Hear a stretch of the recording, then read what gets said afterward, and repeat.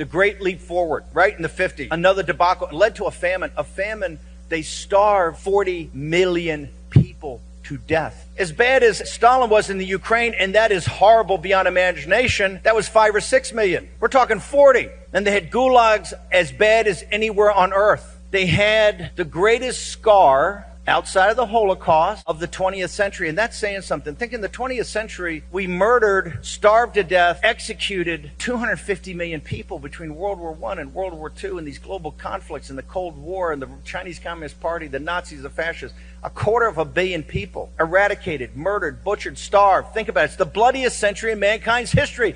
1,000 years from now, they're going to call it the Dark Ages. And in that century, the Cultural Revolution is only second to the Holocaust. Why? Because they understood the strength of the Chinese people is the family. They may be the most traditional people on earth on love of the family and the mother and the father and tradition. They had to break that. And to break it, and also education, what would they use? We will weaponize the children. Weaponize the little children and the teenagers and the young college students in China.